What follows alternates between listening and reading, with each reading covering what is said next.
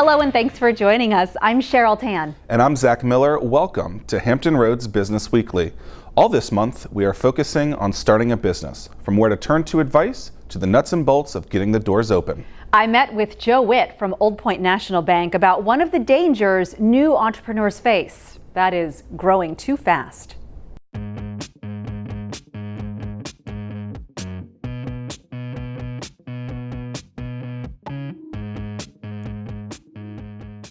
Joe, you come across companies at every stage, the startup, doing well, growing fast.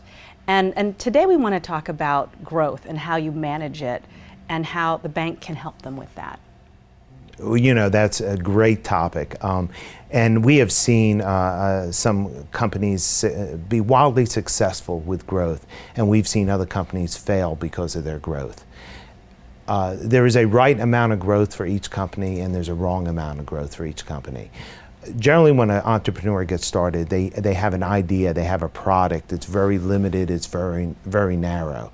And then all of a sudden they get some success, and they want to see their business grow exponentially. That is always not a good thing. If you're outgrowing your capital, if you're outgrowing your liquidity, if you're outgrowing your cash flows, and that's happening faster than you can sustain it, you will fail. And the sales, the top line will look good, and the bottom line will be negative. And at the end of the day, you're struggling. And then you're struggling for 2 years, and you run to the bank saying, I need all this capital to grow. And you know what happens? You don't have a history of profitability to get the funding you need. Also know that, follow your cash flows. Know that you're not outrunning your cash flows, and you're controlling the growth at a level that you can maintain good amounts of cash in your business, but still have the growth. But then that means investing in parts of your business where you're not sure just yet where there'll be growth. Well, you always want to do that. So if you draw too much out of your business because now all of a sudden you have a lot of cash and you think, oh, I can go buy that riverfront home, right, or I can go buy that 50-foot yacht, you're not going to grow your business. What you're doing is you're depleting your capital. Right. So be prepared to maintain some of your cash flows back in your business to reinvest into those new ideas for that expansion, and live within your means within the company. It will come to you at the end. It will be great at the end, but it's a journey, not an event. It's a process you have to go through, and plan for that process and plan to reinvest back into that business year after year after year, and you'll be able to expand, and the bank will be right there with you to help you expand.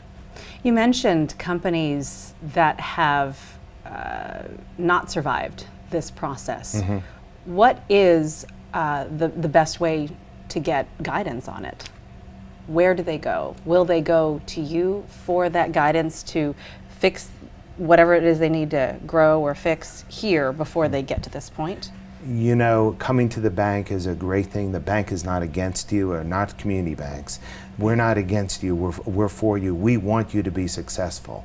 But being honest with yourself and coming to the bank early in the process and saying, I've tried this venture and I'm just struggling with a little bit of the cash here, and letting the bank know what your business plans are on a quarterly basis and showing them your results. The bank will work with you to get you there. But if you wait 18 months out, and then all of a sudden you turn in a financial statement and you've been losing the money for 18 months, the bank is going to say, why did you go down this path, and why weren't we were your partner early on, and now we haven't been your partner for the last 18 months. And now you're showing us these big losses. And that's when we start scratching our head saying, have they outrun themselves? Are they trying to do too much? Are they just losing focus on their original business plan? It's okay to do these things, but work with your bank and be honest with your bank and be with your bank quarterly. Meet with them regularly.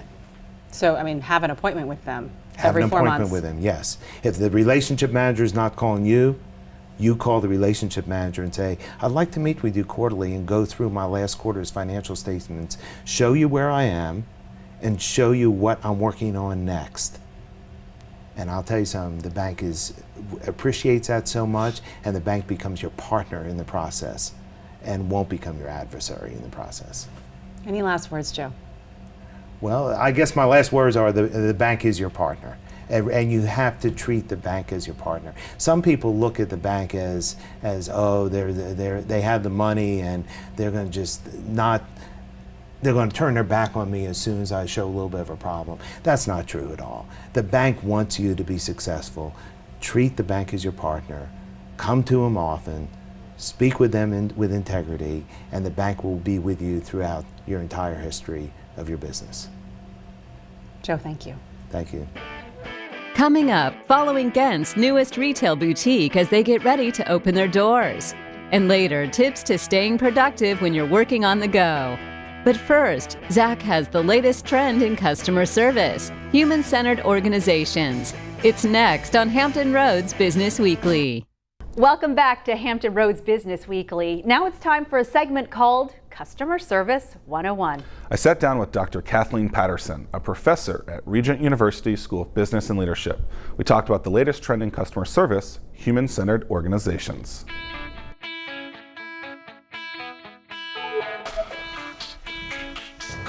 Kathleen, there's a big push for human-centered organizations.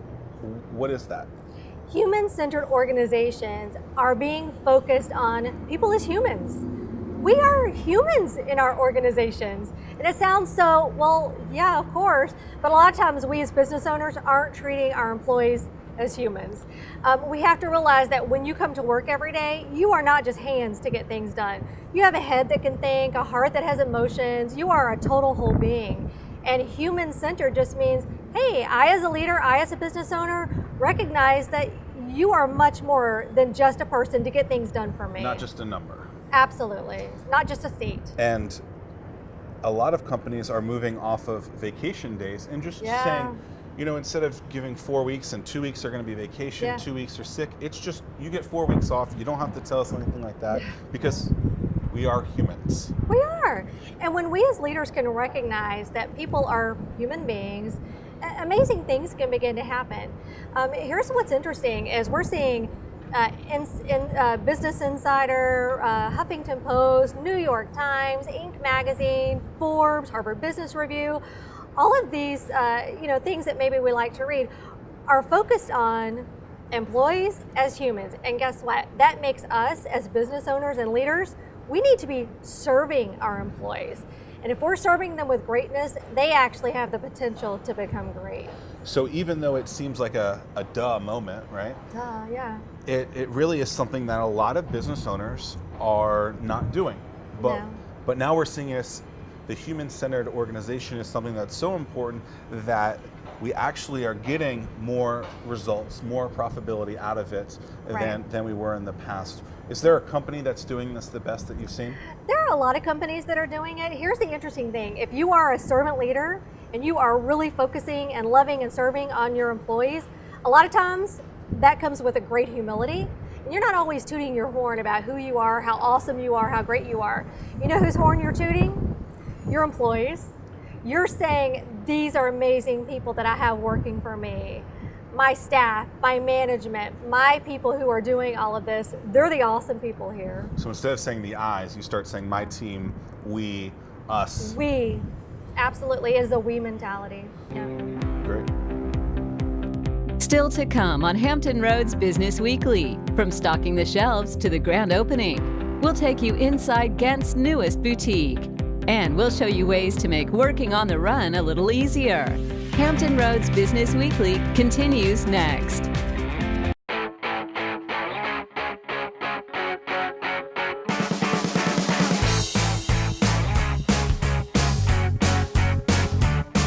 We're back with more Hampton Roads Business Weekly. I recently spent some time with the folks at Samla, a brand new retail shop in the Ghent section of Norfolk, where we talked about some of the hurdles they faced in opening their doors.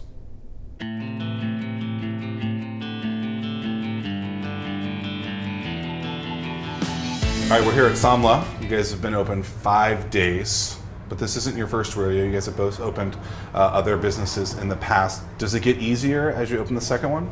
No. definitely not. What's the biggest hurdle in having a physical brick and mortar space? Well, my other space is a little different in that it's a studio where I do floral design and event design. It's not the same as far as the retail aspect, so it was a lot of work to reach out to people that sell products that we really wanted to get and have them agree to let us carry their products when we didn't even have an existing shop yet. So you would reach out to people that you could sell their products for, and so what does that kind of interaction look like? It usually starts with a really friendly email because people are busy. So an email introducing us, who we are, a little bit about Norfolk. We would research and make sure that no one in the city or even as close as Richmond is carrying their products because we want to be unique. And then just starting the dialogue, and usually they want to see pictures, but we just had a space full of sawhorses and tools everywhere. So we had to explain our vision, and I used my existing business and my Instagram and pictures of that to give them an idea of what to expect. So you guys are actually couples together with another couple that did this. How long has this kind of idea been brewing, if you will?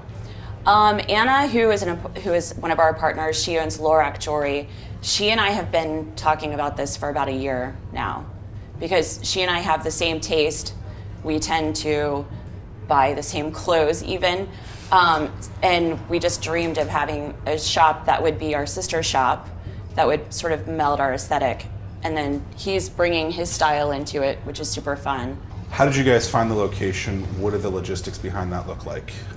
We are customers of Cafe Stella and Kogan's, who are our neighbors and local heroes. Yep. Our kids love that location. And there was a for rent sign and one phone call, and he was pretty much sold on us. Sweet, that's awesome. What kind of build out, and how did you guys decide kind of your budget for build out or anything like that? We did everything ourselves. We did all of it ourselves. So it was basically every single night down here. All of the display shelves and everything except for this big case were built by Anna's husband. Actually put in tons of time, laid the floor down. We all painted. It was a group effort, but. So the brand, I think, is really important. Not only the look, but the name, the concept. How did you guys come up with those? Anna is very influenced by Scandinavian design, Swedish design. So we like the idea of a collective or a place to gather or where things would come together. So Samla means to collect or to gather in Swedish. And we just liked the sound of it. So everything in here is for everyone. It's unisex. How did you guys come up with that idea? Our vision was that it wasn't necessarily a store for a female or a male. It could be a store for either, and that they could come in and find something for themselves and be surprised and be like, well, my significant other would really like this. This is something really cool and affordable, whereas we try to stay in a fairly nice price range. So that's the case too with shirts. You guys are unisex on shirts as well, not just female or male? Yeah, and we have friends with a lot of artists, and they are very creative, and I feel that we can do a one-off t-shirt per month or maybe 2 a month to try to spark some creativity. So a custom t-shirt right. should be expected. Small run, get them while you can. They're here, they're gone. Hampton Boyer did our first shirt for us. It was our first shirt is with Hampton Boyer. And so that's also another way to get people in here right. is to say this is this exclusive shirt right. that you can only get once a month. If once we're out, but next month once we have another one, you can get that then as well. Exactly. Right. And we try to carry that whole mentality for all our products. With Anna's jewelry, that's all custom made. To try to keep it unique. If anyone was watching and was on the fence of starting a business, what kind of advice would you give them? If you have a passion, go for it. Yeah. Awesome. Best of luck with you guys. Thank you.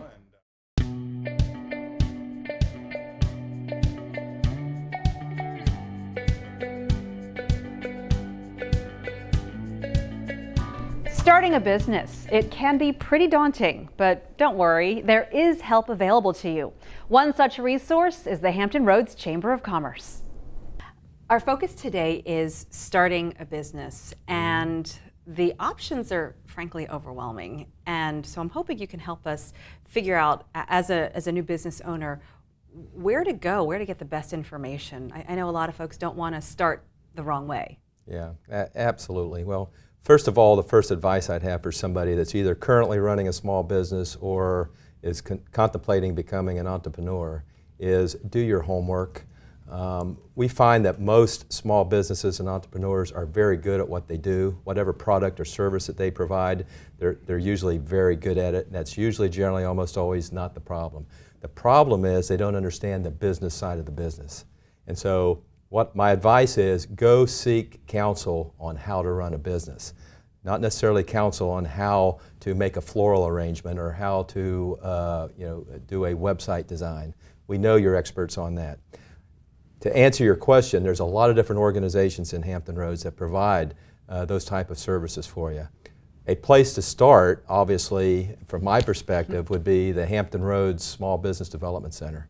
We've got counselors on staff that are subject matter experts on financial management, on marketing, and other aspects of running a business. The service is free for chamber members. You just make an appointment, come in, or call and we'll come to you. And we'll look at your business and we'll advise you. The advice is free. You can take it or you cannot take it.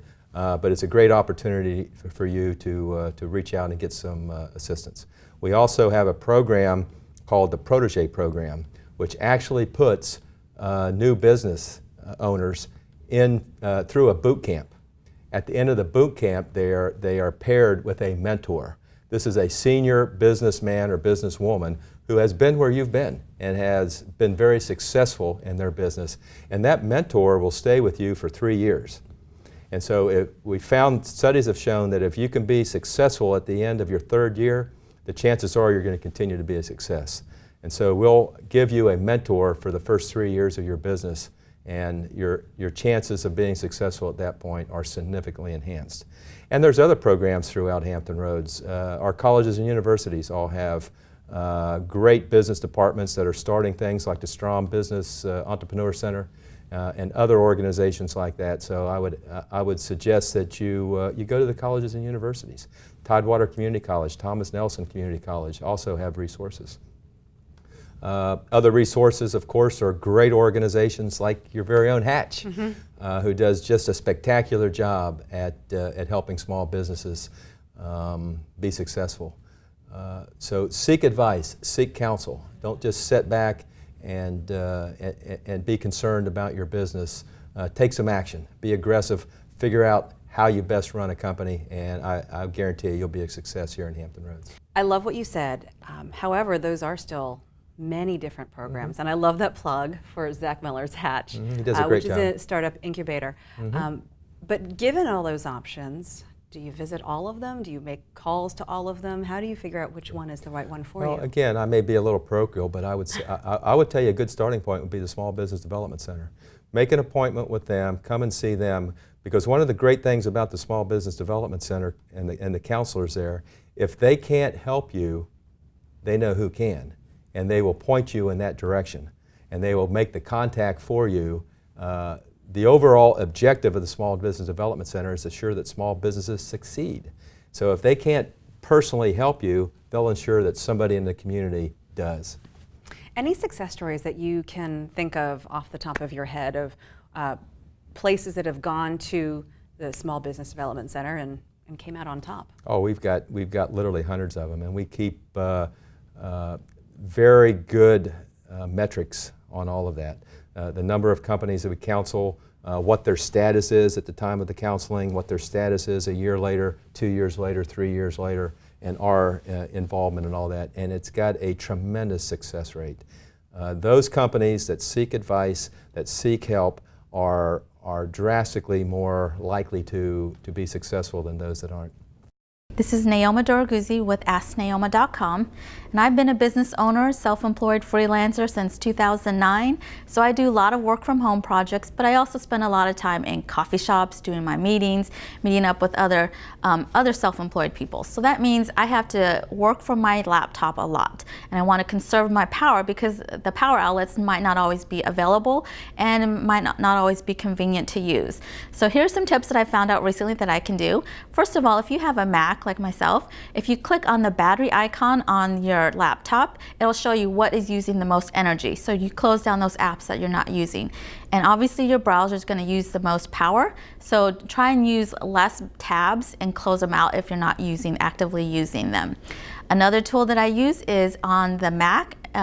There's an application called Messages, and basically you can text message and you can message anyone else that has a Mac or an iPad or an iPhone. So if you're trying to even save power on your iPhone, you can use it directly as your messaging. You can also link your Facebook and your Google to your messages on your Mac. When I'm out on the go, I'm bouncing around from meeting to meeting, even at home, stop and go. You want to make sure that you are keeping track of your hours correctly, because you don't want to be shortchanging yourself with working too much on a project and not billing yourself for that, as well as you want to make sure that you're being the most productive. So I just downloaded an app called Timekeeper. It's very easy to use. Again, you can keep track of your breaks, your hours, expenses, anything like that, but it's also got a cool tool on it for it's Wi-Fi enabled. So when you connect to, let's say, your office Wi-Fi, it automatically start keeping time for you. And then when you disconnect from the Wi-Fi, it'll turn it off. So in case you forget to keep track of your hours, it will tell you exactly how long you've been connected to that Wi-Fi. So that's called Timekeeper. It's a free app, and I've been using it for a while now, and it seems to be working pretty good. But if you have any other suggestions or tips on other timekeeping tips, let me know. And again, you can find me on Ask Naoma. That's all for this week's Hampton Roads Business Weekly. You can find the show on Facebook and Twitter at HR Business Weekly or at hrbusinessweekly.com. For Hampton Roads Business Weekly, I'm Zach Miller. And I'm Cheryl Tan. We'll see you next week. Hampton Roads Business Weekly, sponsored by Regent University and produced by ABC 13.